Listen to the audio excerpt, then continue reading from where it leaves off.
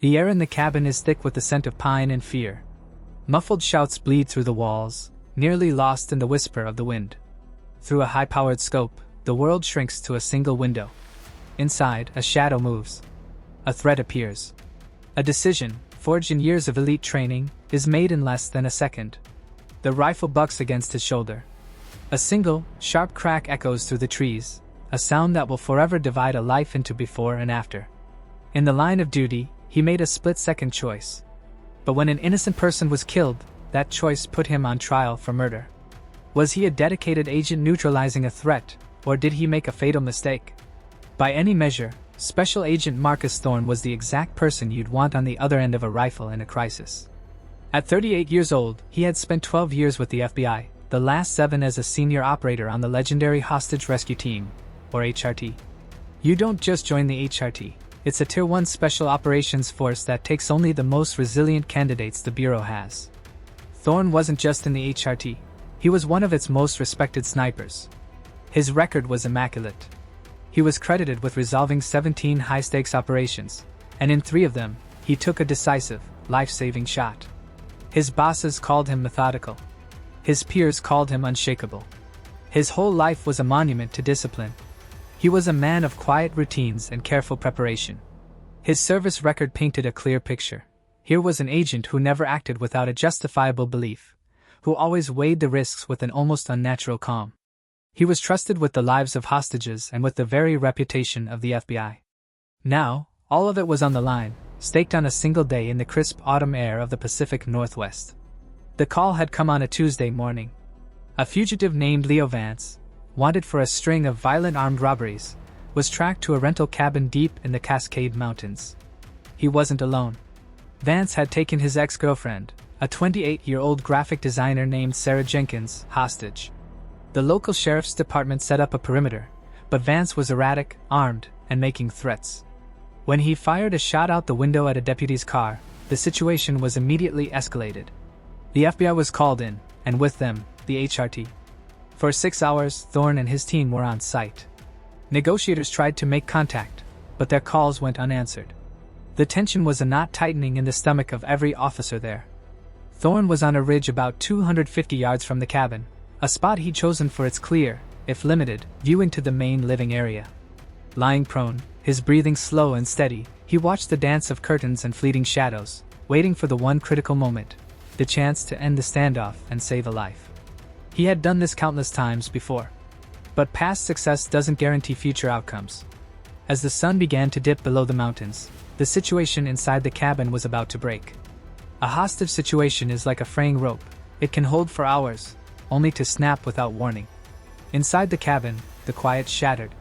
Shouting erupted, more intense than before. Through his scope, Thorne saw a figure matching Leo Vance's description appear at the window. He was agitated, pacing, his movements sharp and aggressive. Behind him, Thorne could see Sarah Jenkins. Vance was screaming at her, his gestures violent. Thorne's training took over. His heart rate climbed, but his hands were steady as a rock. He reported the change over his radio, his voice a low monotone. Subject is agitated. Hostage is visible. He is becoming physical. The team leader's voice came back, just as steady. Hold your fire. Wait for a clear threat. What is a clear threat? In a sniper's world, it's a moment of absolute, undeniable certainty. The glint of a weapon, a direct action that will kill a hostage if it isn't stopped. For what felt like an eternity, but was likely less than 2 minutes, Thorne watched the terrifying drama unfold. Vance shoved Sarah, and she stumbled out of view. Then, he reappeared, dragging her back. His arm was around her neck. His other hand was raised. In that hand, Thorne saw a dark, metallic object pressed against Sarah's temple. From 250 yards, through the distortion of glass and fading light, it looked exactly like a handgun. Vance's body shielded most of Sarah, but his head was exposed. The protocols, the years of training, all screamed one thing: this was the moment. The threat was clear. It was now or never. If he hesitated, Sarah Jenkins would die. He exhaled, letting the crosshairs settle. His mind went quiet, all focus converging on that one single point. He squeezed the trigger. The bullet, traveling over 2,500 feet per second, was perfect. It struck Leo Vance exactly where Thorne intended. But what Thorne couldn't see, what he had no way of knowing, was that the object in Vance's hand wasn't a gun. It was a black TV remote he had grabbed in a fit of rage. The high-caliber round did its job. It passed clean through the target. And then it kept going. In the chaotic seconds that followed, the HRT entry team stormed the cabin. They found Leo Vance on the floor, dead. Beside him, Sarah Jenkins had collapsed. The single round meant to save her had passed through Vance's neck and struck her in the chest. She was gone before the first medic could reach her. On the ridge, Thorne watched it all through his scope. He saw the medics rush in. He saw one of them check Sarah's pulse and then slowly, agonizingly, shake his head. A wave of cold shock washed over him. He had followed his training. He had identified a threat. He had taken the shot. He had saved the hostage. But she was dead. He had killed her. In that instant, his entire world turned upside down. His one act of supposed salvation had become a tragic, fatal mistake. The aftermath of a fatal law enforcement shooting is controlled chaos. But when the shooter is a federal agent, and the victim is the person they were sent to save, the situation becomes a jurisdictional minefield. While the FBI began its internal review, the state police, who had been stuck on the outer perimeter, now took center stage. This was a death investigation in their county, and they weren't about to hand it over. Special Agent Marcus Thorne was met not by his team leader, but by two grim-faced state troopers. His rifle had already been secured, but now he was asked to surrender his sidearm. His world was shrinking into a series of quiet humiliations. He was escorted to a sterile room in the local sheriff's department, a place he'd normally enter as a partner, but where he now sat as a subject. An agent from the FBI's Internal Affairs and Thorne's union attorney were there, but the lead investigator was a state police detective. The detective's tone wasn't accusatory, not yet, but it was skeptical. He wanted to know what Thorne saw. "I saw the subject, Vance, holding an object to the hostage's head," Thorne stated, his voice flat. "An object? What kind of object?" "It appeared to be a handgun. It was dark, metallic in the low light. He was pressing it to her temple. He was threatening her." "You appeared to see a handgun? You weren't certain?" And there it was. To a sniper. "Appeared to be" is the language of an honest assessment under pressure. To a skeptical detective, it's the language of doubt. Thorne's training demanded he report only what he could be certain of, and absolute certainty at 250 yards through a window is a fiction. He reported the indicators that led to a reasonable belief of a lethal threat. But in an interrogation room, reasonable belief was starting to sound like a guess. This kind of conflict isn't unheard of. Real-world cases, like the 1992 Ruby Ridge siege where an FBI sniper was charged with manslaughter by state prosecutors, have set a precedent. Federal agents can claim immunity from state prosecution, but only if their actions were both necessary and proper. The question hanging in the air was whether Thorne's action was truly necessary, or if it was a catastrophic misjudgment. The detective pressed on. "Did you consider the background? The possibility of overpenetration?" "I am always aware of my background," Thorne replied. "The subject's body was the primary backstop. A pass-through should have been contained." He was right in theory. But theory and reality had violently split. The ballistics report would later show a nearly unbelievable trajectory. The bullet deflected off a bone in Vance's neck at a slight, unpredictable angle, exiting his body on a path no one could have calculated. It was a 1,000,000 to 1 chance, but that 1 in a million chance had ended a life. 2 weeks later, a local county prosecutor named Alan Coventry, a man known for being tough on what he saw as federal overreach, saw his opportunity. A grand jury, focusing on the fact that no gun was found, issued a warrant. Special Agent Marcus Thorne was charged with 1 count of involuntary manslaughter. The man who had saved 17 lives was now on trial for taking one. The indictment of a federal agent for actions in the line of duty is a rare and explosive event.